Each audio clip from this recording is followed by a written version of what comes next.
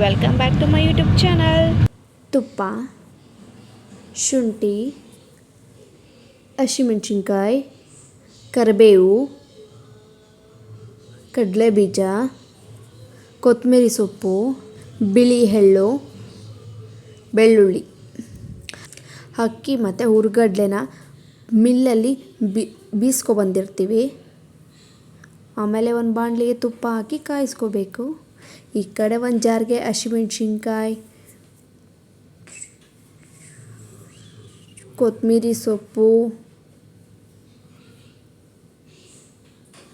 ಶುಂಠಿ, ಬೆಳ್ಳುಳ್ಳಿ ಹಾಕಿ ರುಬ್ಕೋತೀವಿ. ಈಗ ಅದು ಫುಲ್ ತುರಿ ಆಗಿರಬಾರ್ದು, ನೈಸ್ ಆಗಬೇಕಂದ್ರೆ ನೈಸ್ ಆಗಲಿಲ್ಲ ಅಂದರೆ ಸ್ವಲ್ಪ ನೀರು ಹಾಕ್ಕೊಂಡು ಫುಲ್ ನೈಸ್ ಮಾಡ್ಕೊಳ್ಳಿ. ಆಮೇಲೆ ಕಡಲೆ ಬೀಜ ಹಾಕ್ಕೊಂಡು ಸ್ವಲ್ಪ ಪುಡಿ ಮಾಡ್ತೀವಿ. ಅದನ್ನು ಈಗ ಮತ್ತು ಅಕ್ಕಿ ಅದೇ ಆವಾಗಲೇ ಬೀಸ್ಕೊಂಬಂದಿದ್ವಲ್ಲ, ಅದಕ್ಕೆ ಸ್ವಲ್ಪ ಉಪ್ಪು, ಬಿಳಿ ಎಳ್ಳು, ಆಮೇಲೆ ಕಡಲೆ ಬೀಜ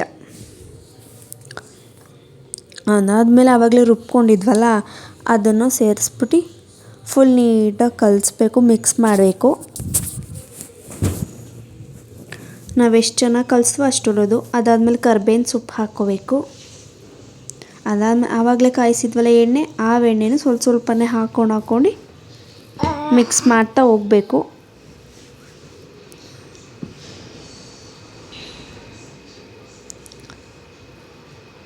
ಫುಲ್ ನೀಟಾಗಿ ಮಿಕ್ಸ್ ಮಾಡಬೇಕು. ಯಾಕಂದರೆ ಎಣ್ಣೆ ಹಾಕ್ತಿರ್ತೀವಂತಲ್ಲ, ಒಂಥರ ಉಂಡೆ ಥರ ಸಿಗುತ್ತಂತೆ. ಅದಕ್ಕೋಸ್ಕರ ಎಲ್ಲ ನೀಟಾಗಿ ಮಿಕ್ಸ್ ಮಾಡ್ತಾ ಬರಬೇಕು.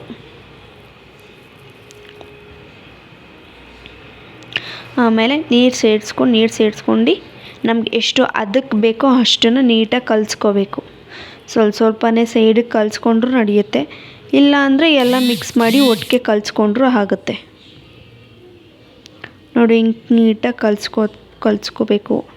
ಯಾಕಂದರೆ ನಾವು ಎಷ್ಟು ಚೆನ್ನಾಗಿ ಕಲಿಸ್ತೀವೋ ಅಷ್ಟು ಚೆನ್ನಾಗಿ ಬರುತ್ತೆ, ಇಲ್ಲಾಂದರೆ ಎಲ್ಲ ನಿಪ್ಪಿಟ್ಟು ಒಡೆದೋಗ್ಬಿಡುತ್ತೆ. ಅದಕ್ಕೋಸ್ಕರ ಈ ಕಡೆ ಎಣ್ಣೆ ಹಾಕ್ಕೋತಾ ಇದ್ದೀವಿ. ನಾವು ಬಳಸ್ತಾರ ಎಣ್ಣೆ ಕಡಲೆ ಬೀಜದ್ದು, ಪ್ಯೂರ್ ಕಡಲೆ ಬೀಜ, ಅಲ್ಲೇ ಆಡಿಸಿ ಕೊಡುವಂಥ ಕಡಲೆ ಬೀಜ ಎಣ್ಣೆ ನಾವು ಬಳಸೋದು. ಯಾವುದೇ ಥರ ಬೇರೆ ಎಣ್ಣೆ ನಾವು ಬಳಸಲ್ಲ. ಅದಕ್ಕೋಸ್ಕರ